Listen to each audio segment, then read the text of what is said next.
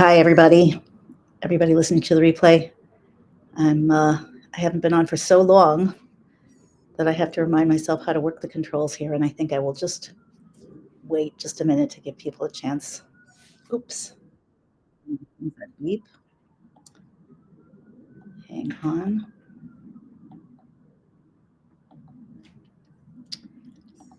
The truth is that it doesn't even matter who's on this call. The main purpose here is really twofold: to break my what's called the klipa, the spell, the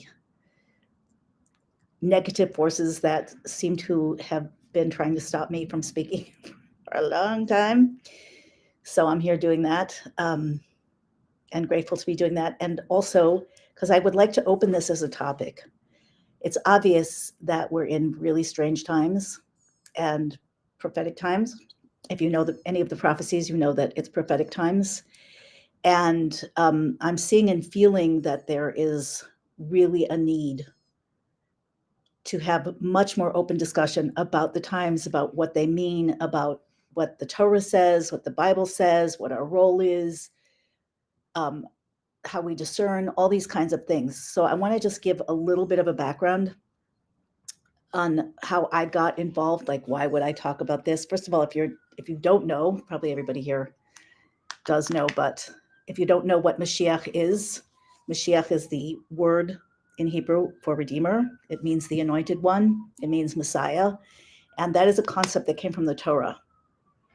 And when God created the world, he created the world in a certain structure. So it's about which I learn more all the time. It's so ultimately fascinating. But we had to be created as separate, so to speak, points of consciousness where we can see and experience ourselves specifically as separate, which a lot of the time is very painful, but gives us the power of free choice, the power to co-create. Actually, we are carrying, when God blew the soul, the Torah describes, the Bible describes that God took dirt. He took, let's say, physicality, whatever that is, from everywhere on earth, probably from everywhere in the cosmos, to form the body of the human being, which is the epitome of creation. The human being is the epitome of creation. And he blew into it a divine soul. What does that mean? What happens when you blow? So when you speak, creation is brought into being by divine speech. I will get to the topic of Moshiach really soon, but I want you to understand that it's not a standalone. It's part of the structure of the universe.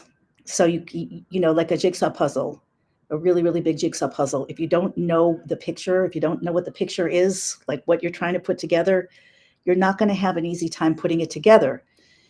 You're going to be trying to put this piece with that piece where they don't really go together. So God blew the soul. Hasidus Kabbalah explains that the world is created continuously by God speaking all aspects of the world. Let there be light, let there be a firmament, let there be, and the letters combine and recombine in very specific and amazing ways so that all things in the world get created, not just a blade of grass, but every blade of grass, and all throughout time. And what is a grass made of? And what is a mouse made of? And what is a galaxy made of? So God is bringing all of these things into being through speech, but the one place where he put his essence, what happens when you blow? Like, think about blowing something. First of all, you breathe in, right? Like a tsunami. You breathe in to make space, to reach deeper into your resources. And then when you blow, you're revealing something, you're moving something out of you that was deep inside with much more force. So God put himself through blowing, he blew himself into the core of every human being. That's what you're carrying around. That's what we're all carrying around. So what is Mashiach? What is this Redeemer? Why do we even need one?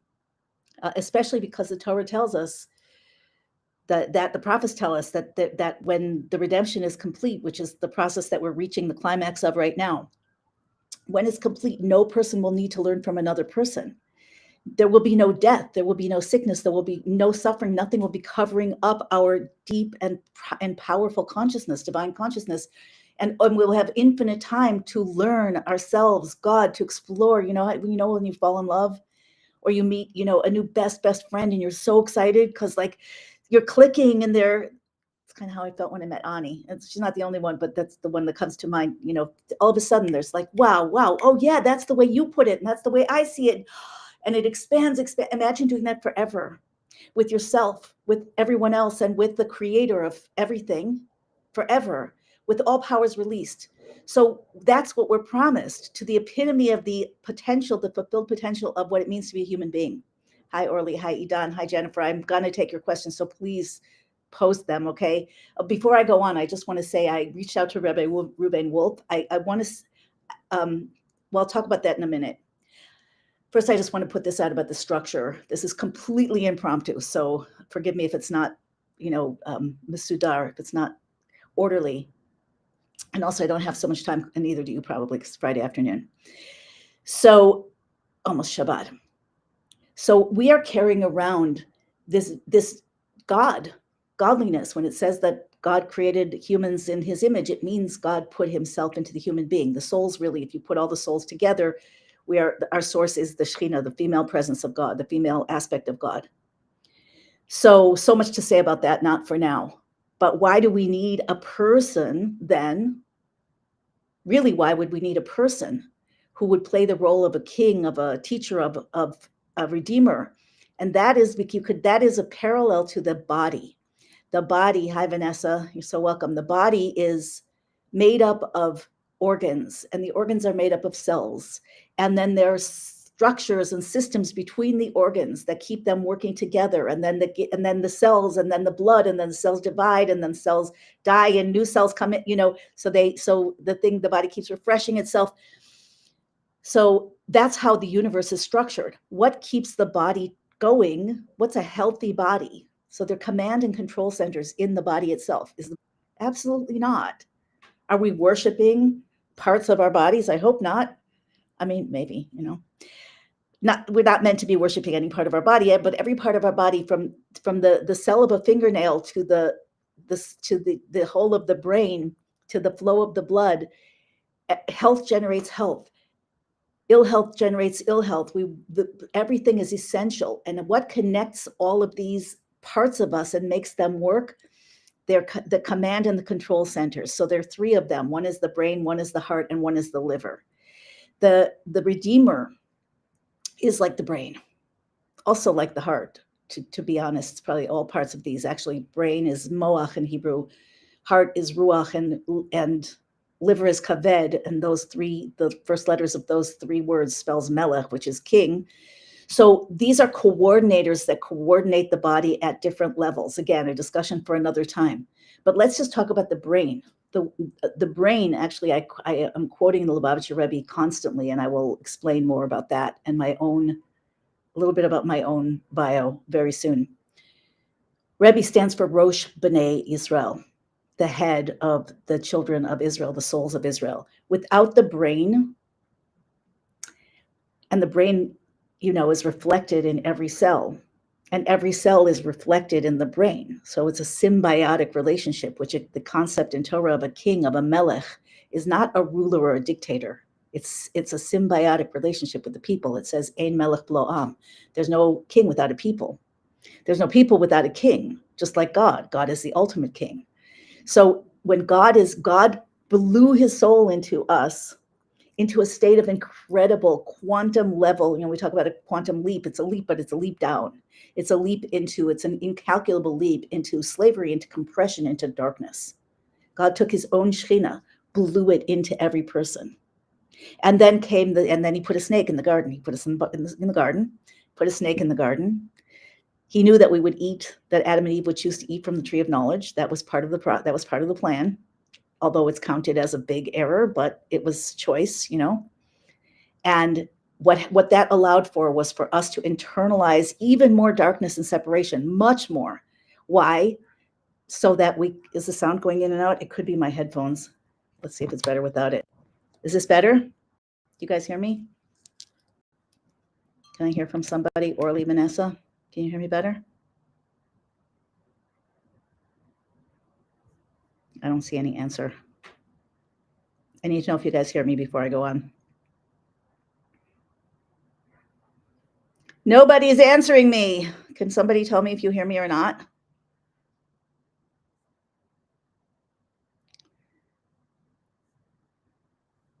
Maybe the system's just not giving me better now for you. Okay, good. Okay, sorry about that. So it's funny that we complain about technology. Speaking of myself, it's so frustrating when the video doesn't load, and sometimes I'm like, really? This is a miracle happening in front of your face, and it's just happening a little bit more slowly than you're used to.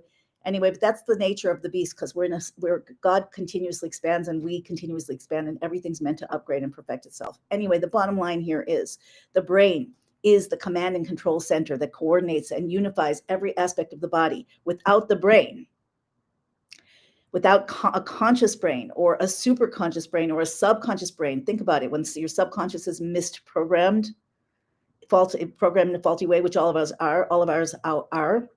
So what happens? The brain will command the body beneath the surface of your awareness to do things that aren't good, that aren't healthy, that aren't in your best interest. So consciously the same, superconsciously the same. The brain has to be able to ultimately to align the superconscious, the mind of the soul, the perspective of the soul, which is carrying God consciousness in a pure way, into the brain, into the body, into the unconscious mind, into the heart, the emotions, into the liver, the life force of the body. And all of that has to be aligned. How does that happen? So in our body, we could talk about that. I'm very into healing. I'm a healer. I'm very, very excited about healing. I work with healers. I learned about healing. I interviewed many, many healers over many years, because healing is the full embodiment of the soul. It's the full alignment of everything. Where's God's body? God's body is the universe. The universe is actually a being. It's the body of God. Mankind specifically, God blew his soul into the human being because we are able to fall and we are able to rise higher than we ever fell from. And we're carrying God. So through allowing us to fall, through setting us up to fall, God is not only allowing us to rise again and transform darkness into light, align everything, but he's rising himself, so to speak.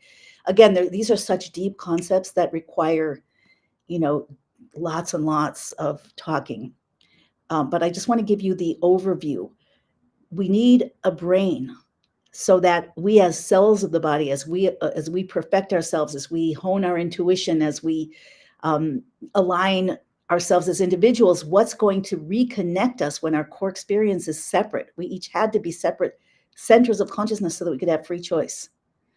We each had to fall into darkness so that we could transform that darkness and grow. Just like when you blow when God blew the soul into Adam, when we lean back to throw a ball, whatever, when we lift weights, we have that pause, that tsunami in breath, so that what are we doing during that time? We're digging in and arousing deeper powers of ourselves from a hidden place within us, bringing them online.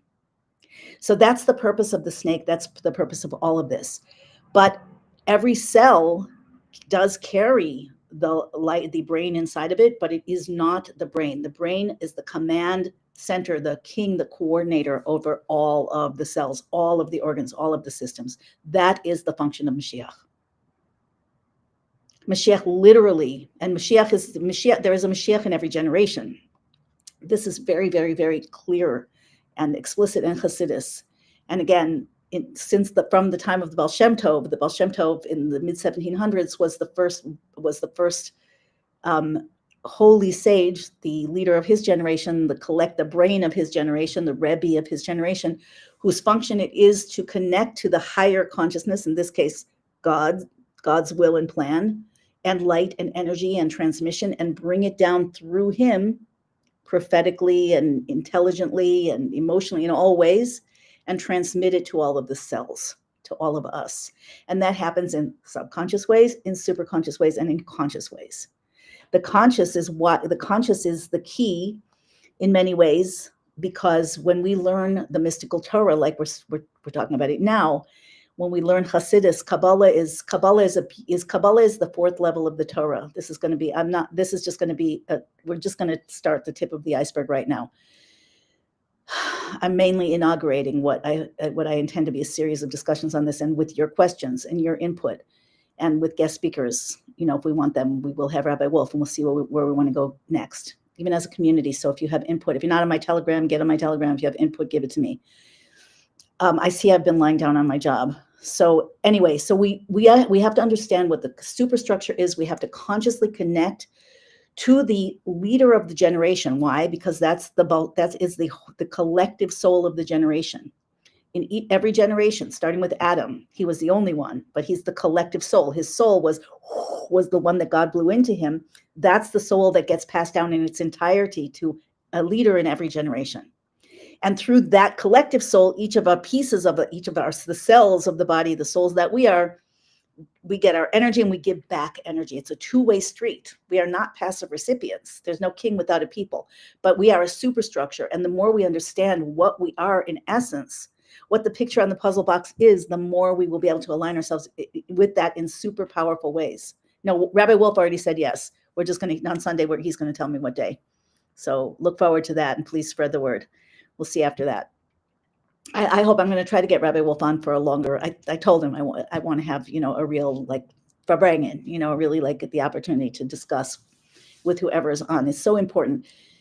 The Rebbe said, and I'm sure he's not the first one who said it, that he pointed out that the letters of the word Mashiach in Hebrew are the same letters as Messiah, as Norman pointed out. It's the gematria of 318. Norman, feel free to point out, to share that here, what you shared on the Telegram. But when we talk, Messiah means to talk. So when we talk about something, right, it's the law of attraction, as we call it. When we talk about something, when we envision something, when we really focus on what it is and how it should be, we actually bring it forth from the world of thought into the world of manifestation. That's how the universe is also designed.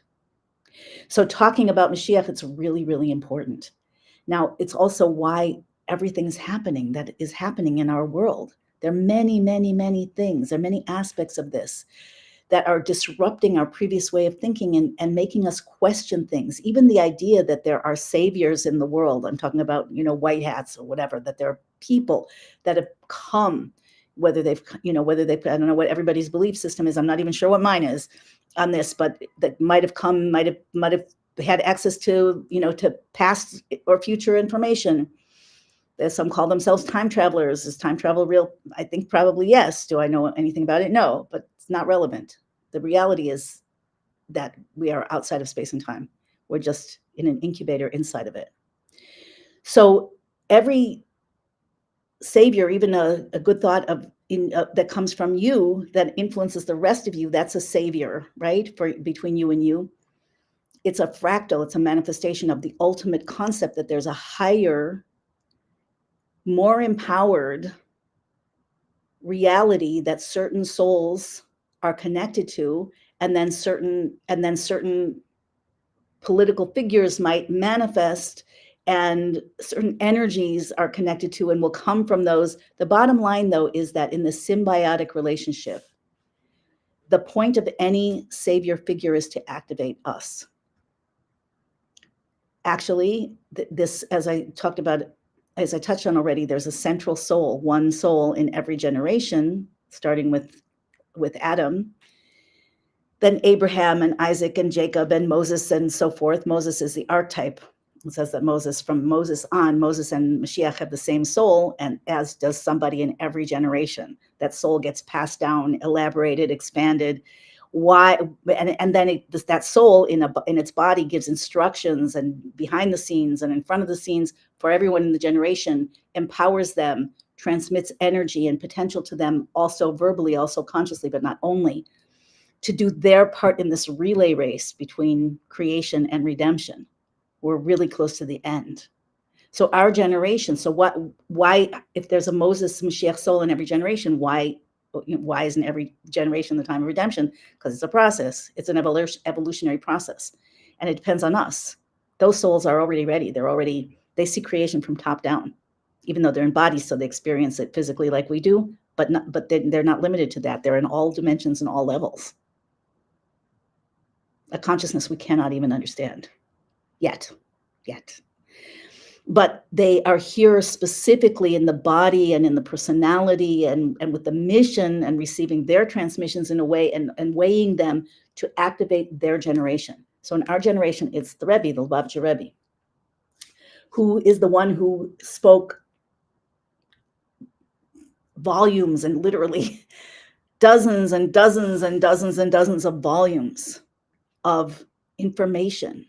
And Torah is not just information, it's a transmission of consciousness and power, of divinity, on the topic of Mashiach and Geula, and on the topic of our role. So it's really crucial to understand all of this in context. And this is the core. The core is, what is the central soul of the generation? What is the soul that carries the mission? What is the soul that activates the souls? Because Mashiach has to activate the souls of his generation. What does it mean to activate them? And this has to happen on the physical level, because that's the target for all of creation. That's why we are placed in the physical world, because we are here to transform the physical, because when something's physical, it's real. So God is expressing himself. We are having a physical experience, which means we feel real. God is having a physical experience through us, which is a different level of reality. And God's desire in all of creation is to be fully expressed and experienced in the physical world forever, forever. So anything that happens that's messianic, I mean, everything does start on a much higher level. There are all these levels, and one doesn't go away as the next one comes about. They're all together. They're all aligned. Like we have to align the brain, the heart, the body, the liver, every cell, our lives. But the point is that it has to come down into the physical world. So we have to look and say, just as you would yourself. If you want to know, is something should I be eating this way or should I be eating that way? Maybe you need to try it out. But then how do you feel in your body? What's it actually doing for you? I'm going to try my new relationship technique. Well, how's it working? So how you evaluate how it's working is what's happening on the ground. So these are basics. We're going to get much more into it depending on, people's questions and who I bring on, and we will with Rabbi Wolf. But I wanted to bring out this basic idea, and I hope that people, if you feel this is important, please share the replay. I have to admit that I've been questioning myself, and I've been struggling with myself. I've been in the process of writing a book, by the way, probably most of you know that. And the book is, I'm just doing the final rewrite. Like if I would focus, how sometimes when you're almost done with something, you're like, oh, I'll look at it tomorrow. So I'm struggling a little bit, but I probably have a few days to do the final rewrite, maybe a week, maybe 2 weeks, but it's done. The book is basically, I'm just connecting with it as I go through it, like with my soul, with all parts of me, my mind, my heart, my liver. But in that process, I am teaching in my inner circle in my Geula Gateway, but I'm not, I've had huge resistance to coming on. And I think that the area where we have the most, I know that the area where we have the most resistance, the thing that we most don't want to do, is almost always the thing that needs to be done. Because those are the blockages that keep us from aligning all parts of ourselves. And really, it starts with our mission. So I just want to give you, let's see what time it is. I don't see any questions yet. If you have questions, you really, really should post them here if you want me to answer them. But I'm going to just give you a little bit of a bio also. So I didn't know much about this. I was not brought up religious. My grandparents were religious. My mother's parents were quite religious. You can read some of my personal story if you want to by looking up Shipra Hendry and the Tapestry.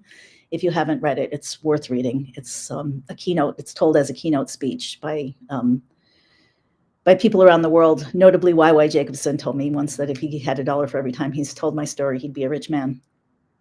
But it is a very powerful mystical story, and explain some things about me. Without going into the whole thing, I got activated in 1991 on the topic of Moshiach. I was a young mother. I had a baby that was damaged by malpractice, Altalea Deborah, Bas David Yona.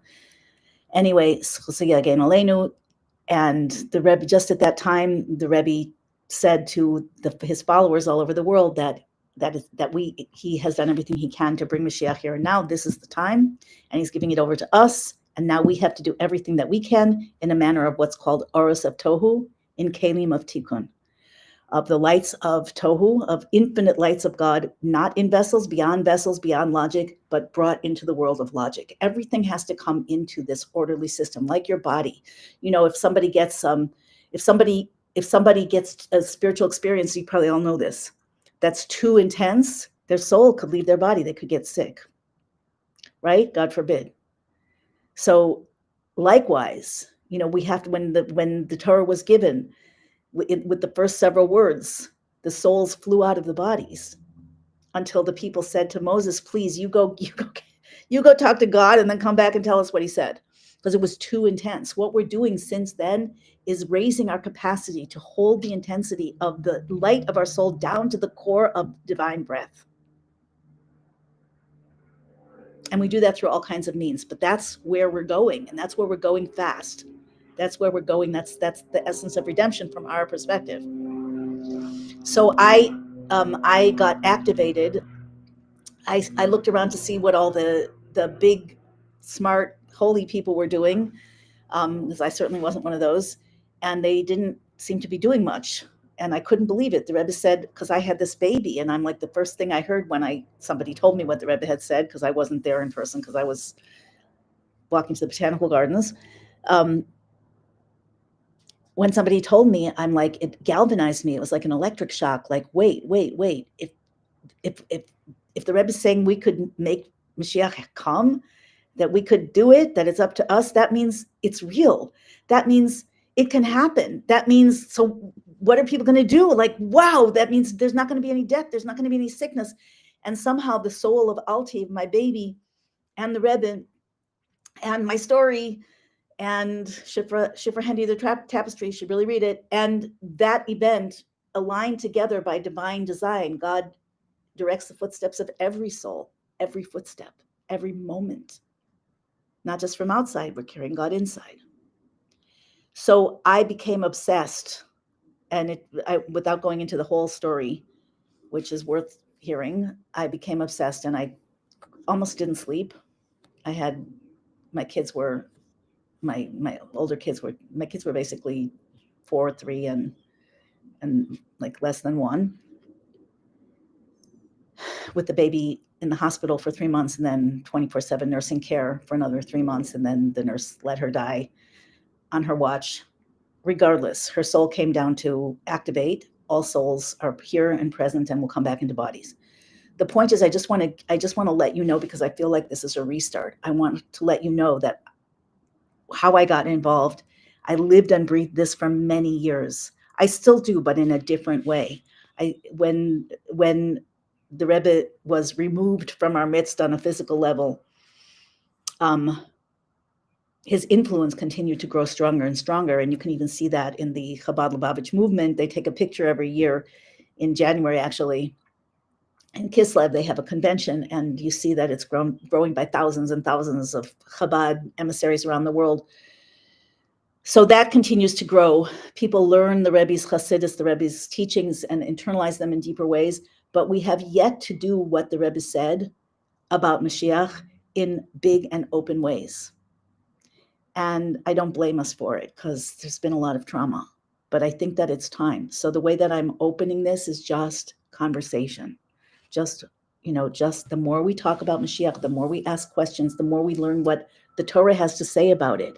What is our relationship with that actual person who's representing the brain and the collective of humanity? By the way, our generation is called the heels of Mashiach, because we are the last ones, because Mashiach is lingering, because we're not as tuned in as the early generations. We're distracted, we're small, there are more of us, so we're smaller fragments of souls. The souls split and fragment into bodies as the evolutionary process happens. But the bottom is directly connected to the top. Like when you close a chain, the bottom link, it's like this, the bottom link to the top link when it's open, but when you close it, they're one and the same. Kesser and Malchus, one and the same. So we are the generation, we are the time, we are the people, this is the year, according to all signs, if we make it so. Mashiach is consciousness dependent.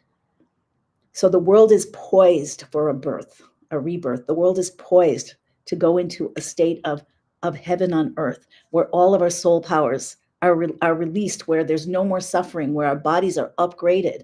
We can see signs of it already. And it always goes hand in hand with the opposite. There's the degradation of the old to make space for the arrival of the new, like a plant, tree in the winter. Its leaves get brown and they fall and it looks dead, but it's not. It's growing roots. That's so the falling off of the stagnation allows for the regrowth. Again, there's way too much to say about any of this to say it right here. But I just want to emphasize how important it is that every person here gets involved in understanding what it is, understanding what the Torah has to say, understanding how we're taught to identify Mashiach. There are laws about this. There are laws and traditions that must be, the law, like we talk about everything being physical. So the word for the Torah law is halacha. Or din. Din is strictly like law and judgment, and halacha is the way that we apply it. So Maimonides is the universal codifier of what's called Hilchos Malachim, the laws of king. Hilchos Malachim u'Melech HaMashiach, the laws of king and the king Messiah. Messiah is a king. So what are those laws? So we'll talk about that with Rabbi Wolf specifically, unless somebody has a question now. I just wanted to really introduce this. Let's see what you guys have said in the chat. Thank you for being on with me. And I hope that we can grow this. Please encourage me to come on, because I really have a lot of resistance. It's really, I don't even fully understand why, except that when something needs to happen, God does create us in a way that there's resistance in front of us, probably for that same reason, so that we have to dig deep in and blow out the hidden depths of ourselves. So if you have resistance to something, maybe you want to share it here. In fact, that would be a good idea. And just keep that in mind. Okay, Vanessa is asking, what have I been questioning lately? I've been questioning reality like everybody else. I've been questioning pretty much everything. And very recently, it occurred to me, I don't remember if I shared where I shared this, but it's not very many places. That's been my MO lately. But I've always heard that, I don't know the specific source, we could look it up, but somewhere, if somebody in the Torah knows it, let me know. If somebody in the chat knows it. So Mashiach, it says, will come behesach hadas. What is hesach hadas? It means that your das, your consciousness, is removed from you. It's translated, the colloquial translation is distraction, when you're not thinking about it. So people interpret that to mean that Mashiach will come when we're not thinking about Mashiach. That is not true. Although it is true in the sense that most people have given up hope and most people aren't talking about it. But what it actually means on the deeper level is that when Adam and Eve ate from the tree of knowledge, what happened was our consciousness got squished down like a trash compactor to one tiny little slice of perspective on reality. And that is why, and every person's is different. Ein Deus ein Shavos. Nobody sees the world in exactly the same way, which you could see as a big source of conflict, especially, the story of the Tower of Babel, where they all spoke the same language and they were all building whatever, a tower, a space launching platform, whatever it was, to fight God so he couldn't destroy the world anymore, like Allah the flood. And then what God did was to confuse their languages, babble. So they just were babbling. And one of the commentaries, Rashi says that when one person would ask for, I don't remember, for a brick, another person would hand him something else, and one person would smash the other one on the head and kill him. So basically, that's how it works when we have a very constricted das. It's called das tachton or katnus hamochin, a small mind. It doesn't mean that necessarily, it could mean that we're small-minded for sure. But what really it means is that we don't see reality as it is. Like they say, we see reality as we are. Hi, Marcella. Oh yeah, so good to see you. Yeah, more people are tuning in, but hesach hadas means that we are being uprooted from our fixed beliefs about everything. That is what caused the ultimate separation, right? When Adam and Eve ate from the tree of knowledge at the urging of the snake, they internalized the snake, and that was the tree of knowledge of good and evil. Eitz hadas. It's called the tree of das. Das again is consciousness, personal consciousness. So when Adam and Eve ate from the tree of das, of good and evil, first of all, everything became like, oh, I'm good, you're evil, or you're good and I'm evil, or, I'm not likable enough, or I'm not lovable enough, or I'm not wealthy enough, or I'm not, and you are, or you aren't. And that's, babble. So hesach hadas means that our personal das that keeps us believing that the past is always going to equal the future, it gets uprooted. And it's very uncomfortable, right? Who here thinks it's comfortable? It's very uncomfortable most of the time. Maybe sometimes it's also exciting, depending on where you're looking. But what it's doing is making space for more reality to come in. It's an uncomfortable place to be in. There's a mashal, an analogy that's given in the Torah, that when you're climbing up a ladder, the way that you climb up a ladder is you have to lift one foot up. You have 2 feet on one rung. You're kind of stable. You have to lift up a foot and put it on a higher rung. And meanwhile, while it's hanging in the air and you're hanging on one foot, like I used to do in the old days, in the holidays in the Rebbe's synagogue, hanging by an electric wire, standing on one foot in a crowd of 10,000 to see. Anyway, it's a very unstable place to be. So the world is very unstable. A lot of us feel unstable. But we have to understand that we're climbing a ladder of consciousness. We're climbing a ladder of power. We're climbing a ladder of divinity. And so Hesach Hadas, the absence of this personal consciousness, a fixed consciousness, which blocks out everything that doesn't look like it, is part of the picture. It provides the opening. Meanwhile, many of us are trying to find something to hold on to because it's uncomfortable. Especially it's uncomfortable for the identity. The identity has to know. That's its nature. I got to know. I know you. I know what the world is. I know what I know. I know you don't get it. I know, and none of us is exempt from this. None of us is exempt from this. But that's the nature of the identity. Hesach Hadas, the identity is connected with personal das. When that personal das is uprooted, is shaken, we have an opportunity to open, to pray more, to connect inside. Again, way too much to say about this right now. To connect in ways that are beyond our way of being. And one of the hazards is to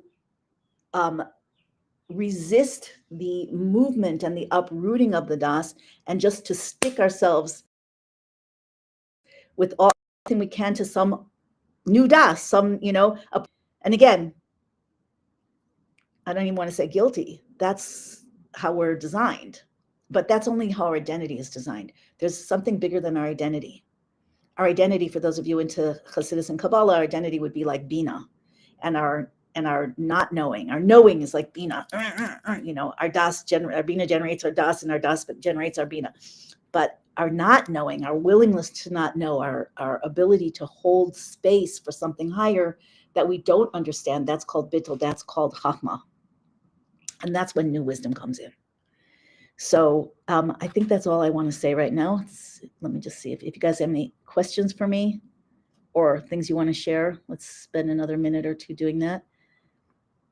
Nechama says, Amanda's Caro, we're watching history in the making.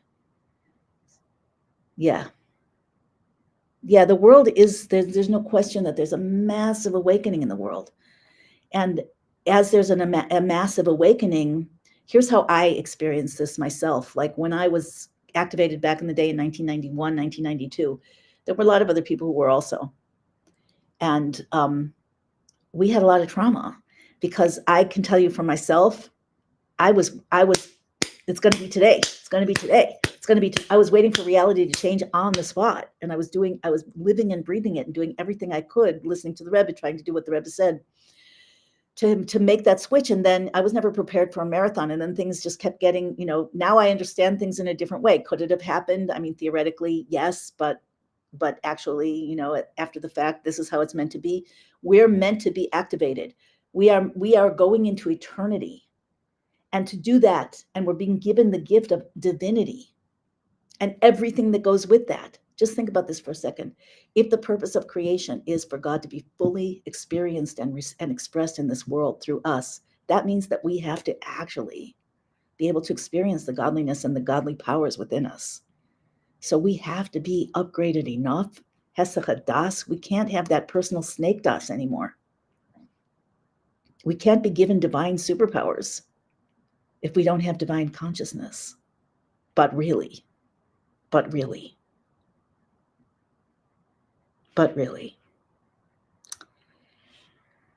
Okay, so with that, Shabbat Shalom to everybody, and stay tuned. If you're not on my Telegram group, what's the name? I think you just look up Shifra Henry on Telegram. Then it's good to join, because that seems to be where I'm telling people when I come on. Although, that we're going to do, if there's interest, I think there is interest. You guys can help me to bring people into the conversation when Rabbi Wolf comes on. I will post on Telegram at least and let you know when that's going to be. And then let's see what is wanted. Let's see what light the world is interested in receiving. Maybe I'll just say this to end, just in case, just because it seems important. So I told you that there's the Rambam, Maimonides, is the codifier of the Hilchas Malachim and Melech HaMashiach, and the Rambam codified everything about Mashiach that exists in law on the ground. I didn't make that conclusive point there. So if you want to know how the Torah says we identify the person of Mashiach in our generation, it's through those laws. So just, I'm sure we'll explore this in depth with Rabbi Wolf and everything else that you guys want to talk about, but as much as time permits, Mashiach has to be directly descended on the father's side from the house of David through Solomon. David was appointed Mashiach. He was anointed. That's where the word came from, anointed by the prophet Shmuel. And his descendants, they even had a crown that apparently they had an odd-shaped head, and the crown had to fit the descendant of David, who was the true king. There were disputes even back then after Solomon about who was the king, and the kingdoms divided. But nevertheless, there's this lineage, this soul lineage, and also DNA lineage. I don't even want to say DNA. It's not about a DNA test. It's a direct, father to son to son to son to son. And from King David. So the soul of Mashiach is from Moshe, from Moses. The body of Mashiach has to be from David and Solomon. So they have to be able to trace their lineage to that on the father's side. That's the first thing. Mashiach has to be a king, which doesn't mean just a king in his character. There are many people who have princely, kingly character. That's wonderful, and we should all strive for that.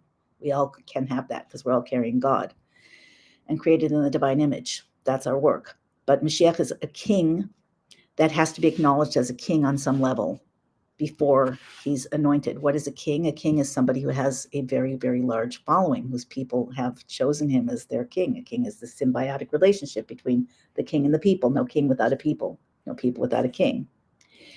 So that Mashiach has to be Hogab b'Torah b'mitzvahs. He has to be occupied in Torah and in the commandments, all aspects of Torah, from the secret levels of Torah, the mystical Torah, all the way down to the halacha, to the Chumash, to the Bible, to the Talmud, to the Mishnah. Every aspect of Torah he has to be completely, we're reading in the Torah now about Yosef, and he just today was talking about how Pharaoh, he wanted to go to Canaan to bury his father, Jacob, Yaakov, and Pharaoh didn't want to let him go, but he had to, because they had to have made a deal.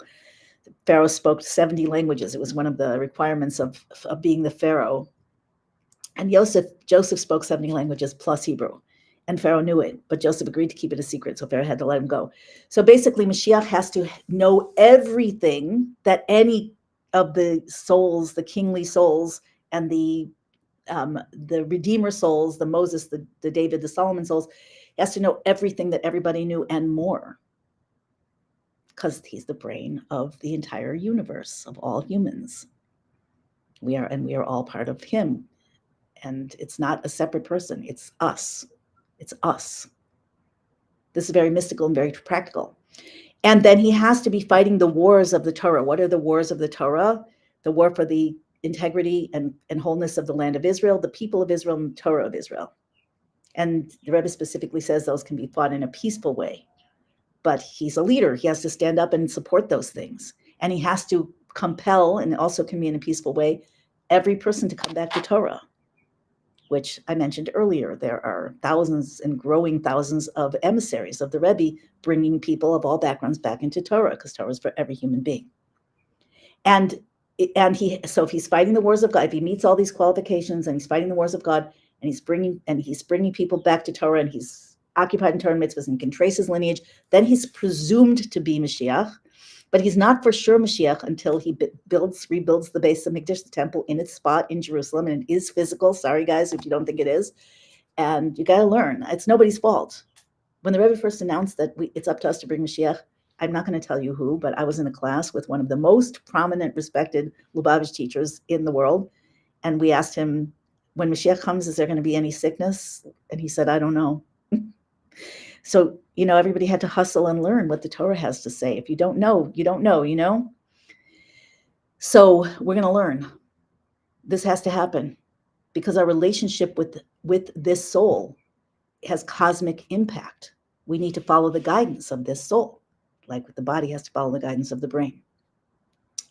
Okay, so when is it certain Mashiach? Certainly Mashiach, when he wins the wars, when there's no more attacks on the integrity of wholeness of the land of Israel, the people of Israel, or the Torah of Israel.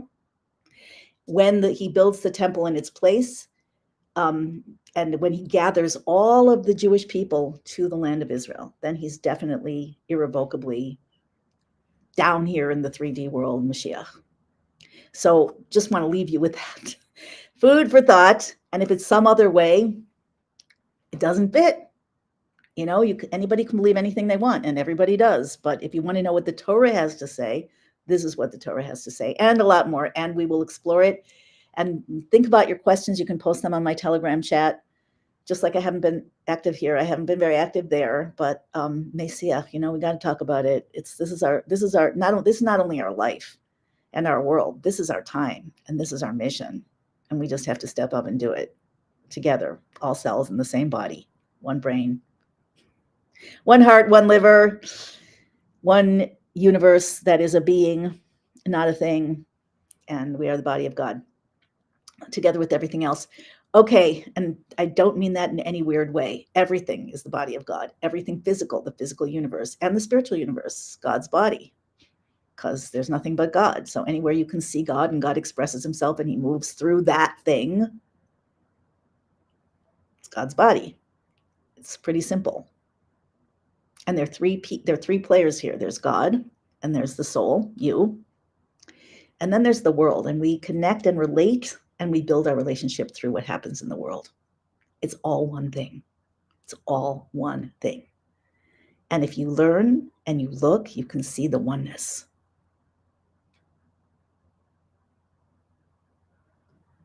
And that's when it really starts to get amazing.